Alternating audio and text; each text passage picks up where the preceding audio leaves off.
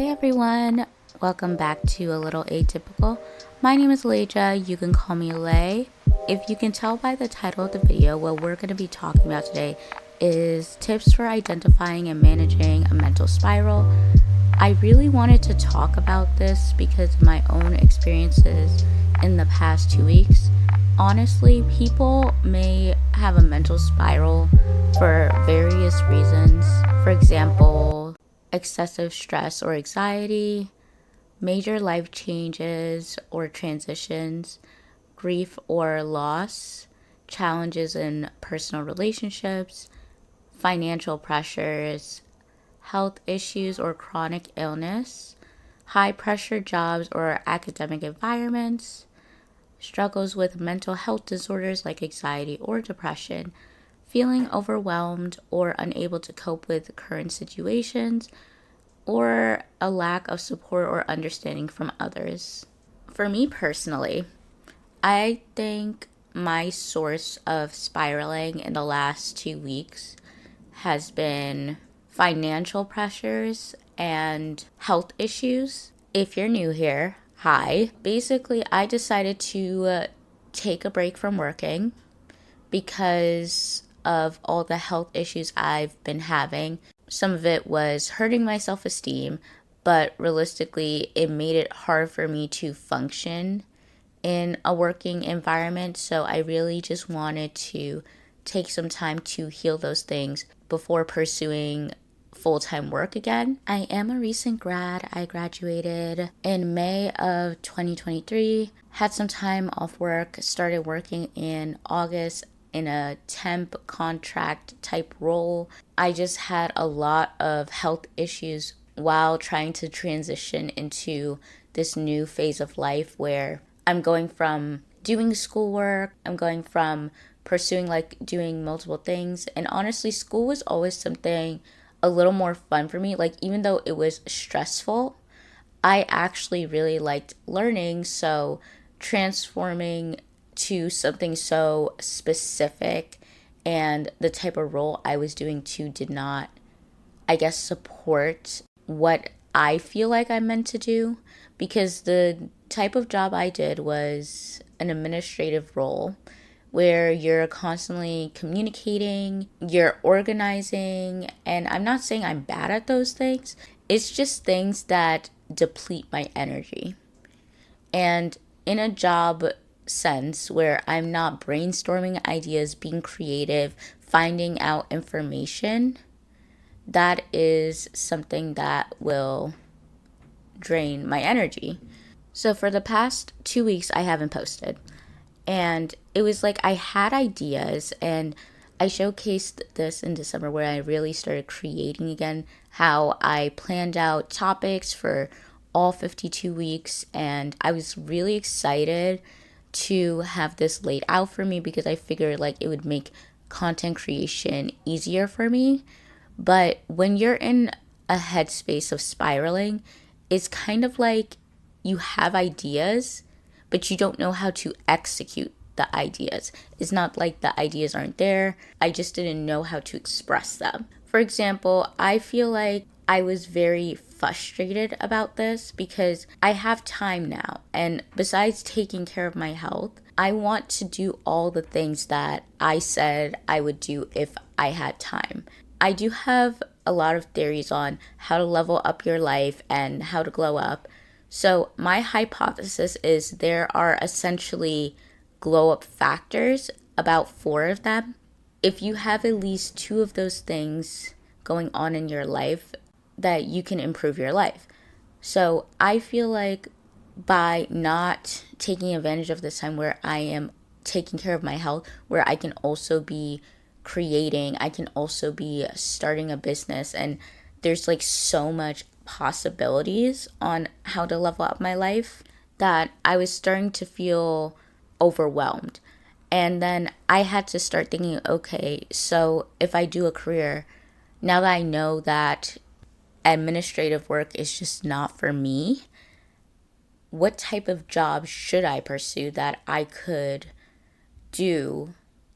Because one thing I realized in these past 2 weeks is I started reading this book, and it's called Designing Your Life. I forgot who it's by, but it's basically lifestyle design, which is all what my channel is about. So I was really interested in this book for a long time. In this book, where I got so far, it talks about creating a work view and a life view. And I found this fascinating because of the questions it asks about work, like why do we work and stuff like that, and just like all these like thought-provoking questions. I basically said that realistically, in the society we live in, a capitalistic society, work is a basic need. People need money to survive, and I just think it's kind of strange because if you studied like marketing or something like that, you learn about, I don't know really how to pronounce it, but the hierarchy of needs, where it's kind of like a pyramid. And I talk about this on my TikTok, where the basic needs are like food, water, shelter, clothes, clean air. But in order to have those things, you need to secure a position that gives you enough money to provide those things. For you to have job security, a lot of it revolves around like if the place you're in feels like you're a good fit, like if they feel like you belong there. When you think about it and go through the interview process, a lot of it is not that whether you have the skills for it, but if you have the type of personality you look for, and outside of that is kind of if you have connections, but that's a whole different topic. I was thinking the other day, like, what if our approach to our needs is actually in reverse of how they designed the pyramid? Because when you think about it, in order to have food, water, shelter, right, you need to pay for those things. You need to have money in order for those things to work, or you have to be taken care of by someone else who have those things, regardless, right? To continue on with that pyramid, in order to belong somewhere, you have to have authentic self-esteem. I think in order to have authentic self-esteem, because when you don't feel good about yourself, which if you have been having like bad health and stuff like that, at least for me, that makes me feel so bad about myself that it does harm my self-esteem. So when it comes down to it, you have to understand self-actualization, which is what is important to you and what do you value. So that's a long way of saying like these were my thoughts about why I was personally spiraling. And then I was also thinking like, okay, I know when money stops being worth it for me in terms of career. And a big part of that is if my health is at risk. In my head, it's like, okay, if I can't function properly and the job is a source of me not functioning properly because of the structure of the workplace. If you have a job and it's the source of your health problems and you get money, but all the money has to go to solving the health problems that your job then creates, it just doesn't make sense in my brain. So then I realized that outside of like health, of that would like make me stop working, that it is important for a job, at least for me, that it has to have these two things, where there's a sense of recognition and it has to infuse curiosity in me. So the reason I say those two things are important, because I value recognition more than anything else. Like I would say recognition is one of my top values, and it's not because I want validation, but it's because that for so long in my life, being a shy girl, that I haven't expressed like my thoughts and everything I feel authentically. In turn, I think that's what makes me value recognition more than anything else, because I want my ideas to be my ideas. I want my work to be my work, because I believe that I have a lot of insight and things worthy to say, and I believe like they should be my own. When it comes to curiosity, I feel like a job has to make me curious. Like I am a person who is easily interested in things, how things work, which is why, like, okay, that's why, like, when I learn a topic, I think about it in a different way. I feel like I have very unconventional thoughts, okay? So, whatever job I do, I like to receive information, think about ways to express that information or use that information. So I think that being curious and having a job that fulfills like that mental stimulation is really important for me. But I don't necessarily want a job that's creative. With that being said, I know I rambled on a lot about myself, but maybe like this story will help you understand why you're spiraling, because I do think a huge part of it is when you're in a transitional phase. So if you relate to that, if you are in a transitional phase and you're kind of lost, maybe it's one of the reasons I listed beforehand. And maybe my own story can help you figure it out if you're really not sure about why you're feeling this way. So, how you can tell you're in a spiral.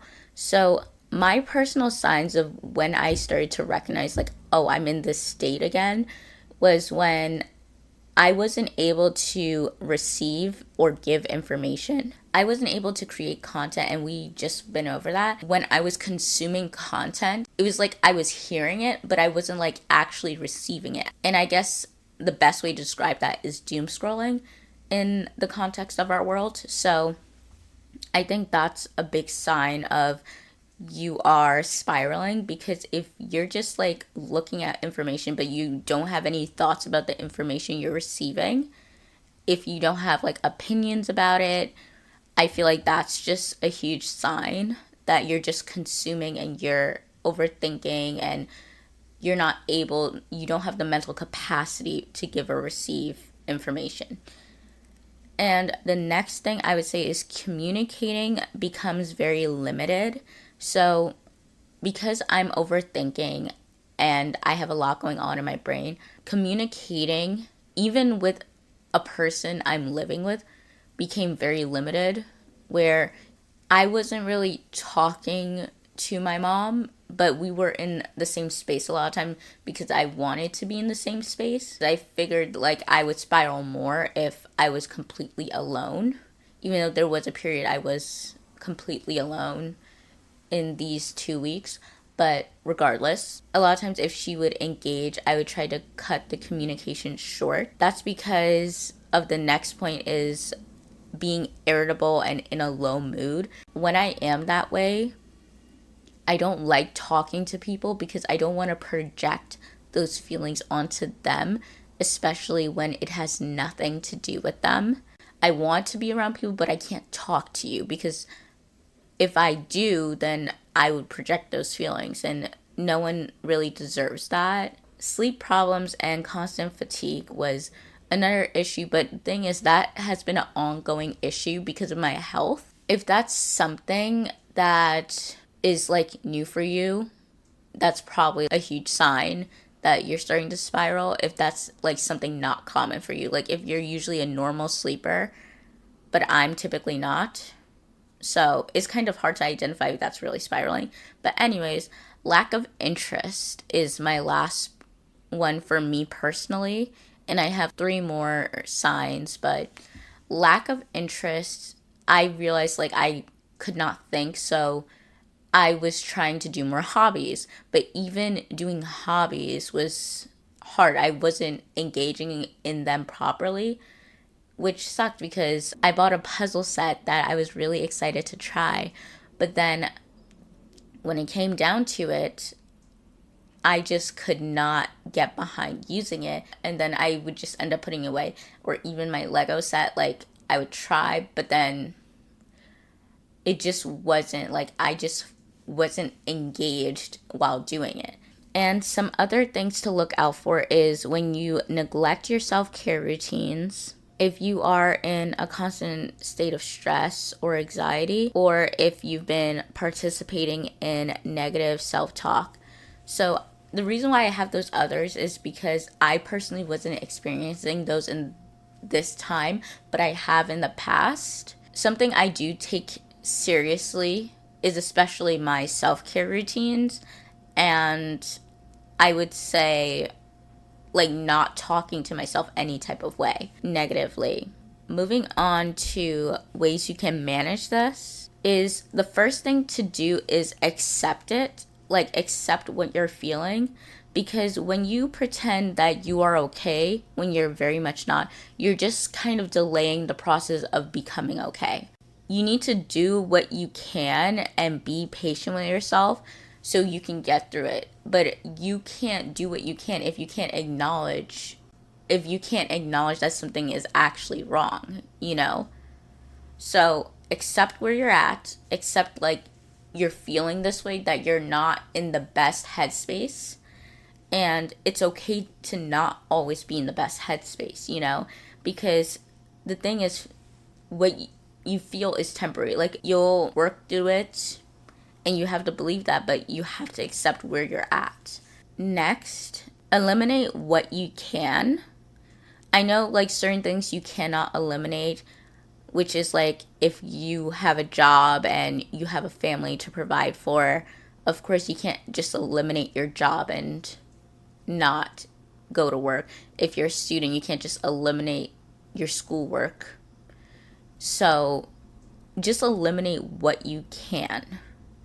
And maybe that means not always going out, but still like having interactions. Like if you need to talk to someone, be like real with your friend. Like, hey, I don't think I can handle like a lot right now. I'm not in a good headspace, so I don't want to go out, but I do, when I feel ready, I think I may want to talk, but just please like give me time to sort out some things. Like if you need that, which I do recommend, is still having like people to talk to and not completely isolating yourself.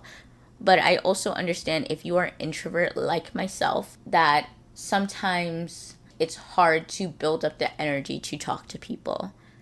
But for me personally, as an introvert, I would limit socially, like what is too much energy for me socially. And along with that, something I would say to really keep is the way you take care of yourself, like your physical health. When your mental health is not the best, it's sometimes hard to just focus on your mental health if you're not taking care of your physical health. Because that's one mistake I personally made in the past, where I was so hyper focused in on my emotional state. I feel like I neglected my physical health. And right now, that's the thing that's coming back to bite me. And now I'm in a spiral because of how I feel about my life and my physical health. And yeah, so physical health relates to nutrition, it relates to exercise, sleep. I would also throw in their hygiene. So the reason why these are so important is because once you do get out of the mental spunk, if you don't feel good about yourself physically, it's gonna be harder, because then you're like, oh, I was in such a bad headspace and now I couldn't take care of myself, and then you get kind of worse in a spiral about something new. So in order to prevent that, I would suggest continuously taking care of your physical health, even if it's not in the full capacity that you usually can do it. Like if you can't do a long shower, take a short shower. If you struggle to exercise for 30 minutes, just simply do low impact. Like get it up to at least stretching for 5 minutes if that's all you can do. Still care for your physical health the best way you can. One more thing I would suggest is, if it gets really bad, definitely seek professional help, because sometimes you just can't do it all alone. Having someone to talk to professionally, if you can afford it, I would say 100% go for it. I know that in a lot of places, this is in fact a privilege. Having someone to talk to is a privilege. If you can, please do. But if you can't, because of whatever reason, maybe you're struggling financially and that's just something you can't afford right now, take the time to really ground yourself through mindfulness practices. Create a flow for yourself. And that's what my video that's coming up on Friday, because I think I want to switch up the way I kind of unfold my content. So if you want to see that, make sure to tune into my YouTube channel. And I'm going to give a step-by-step guide where I talk about how to create a flow in yourself when you're getting out of a spiral. I want to share the card pull of the episode, which is I used the Pocket Animal Spirit by Kim Kranz.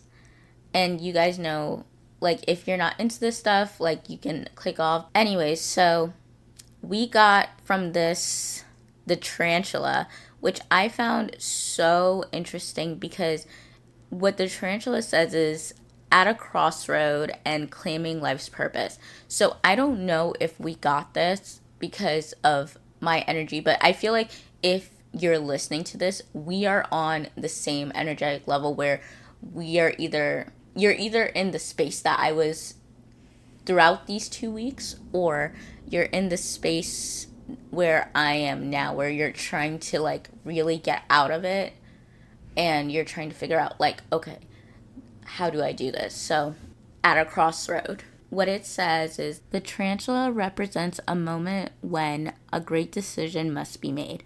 It involves prioritizing your life's deeper purpose or dharma. A habit or routine from the past is sidetracking you from your dream. A voice inside your head keeps begging you to refocus your attention. In order to find true happiness, you need to choose dharma. Until you do, satisfaction will be fleeting. The tarantula hovers, patient and calm, like an old friend that knows your inner soul. It already knows you'll choose wisely. So when in balance, you follow your intuition. When out of balance, you hesitate or over intellectualize. To bring into balance, you need to do daily journaling. So I found that so fitting for this episode because, as you can tell from my little story time, that sometimes, at least for myself, I over intellectualize things because I said this to my mom the other day that I think there's 3 types of people. So there are the people who are idea people and they constantly have ideas, they constantly think, and they overthink things, which makes it harder for them to do. And then there are people who are like so good with people, so good at interactions. They can have other specialties, but their specialty is socializing. They need that stimulation as a part of the job of constantly being around people in order to feel energized and motivated. And then there are the task people who need to constantly be doing, regardless of if there's people around them or not. And I said this to my mom because I was like, I think you're like a task person, because she is someone that she can't sit still. Like, she'll still, on days she's supposed to like relax, she's like, I need to do something. I need to find something to do. And I'm like, do you ever just sit down? She's like, it's kind of hard to. And her idea of relaxing is like TV, but she has to constantly be doing something. Like, she'll be like watching TV and then reading her Bible at the same time, or playing a game on her phone. Like, she has to be doing something, and that she has to like be moving in some type of way. And whereas it is very hard for me to do because I overthink every action. Like, literally, it's hard for me to clean. Literally, it's hard for me to like do certain things because of how I think about it. Like, how I think, okay, if I do this, then I need to do this. So I need to do this, but all that thinking kind of like makes you hesitate. So I kind of love that we got this. But anyways, moving on to what I'm grateful for, of course, I have to say that I have a mom that's supportive of me taking care of my health first and foremost. The other day, I kept getting like videos on my feed, and it was about how the effects of not having like a nurturing mother. Even though I have one parent, I'm so grateful for the one parent I do have, that she is a nurturing person. Regardless, she always wants the best for her children. She cares about our health, and she's not the type to force us out before we're ready, because there are some kids, some people who experience that. Like, that's why they want to get out of their parents' house as fast as possible, is because their mental health is ruined by their own parent, that they're constantly being criticized, constantly being told they have to do something and have to do this and have to do that. And I think that because I have such a nurturing mother, that even though I don't have like a lot, I'm so grateful that I have her. And I hope to just do right by her someday, and to really live up to what I know I can do, or what I feel like is my purpose, so I can share all the things I want to share with her. But yeah, so that's the end of our little episode. Remember, if you're watching on Spotify, please go to my YouTube channel. It will be in the description box. It would really mean a lot to me if you like, comment, share the podcast. It would really mean so much. If you're on YouTube, like, comment, share, subscribe. I appreciate all the support of whoever has been listening for a while, and thank you so much for returning. I will see you next time. Okay, bye.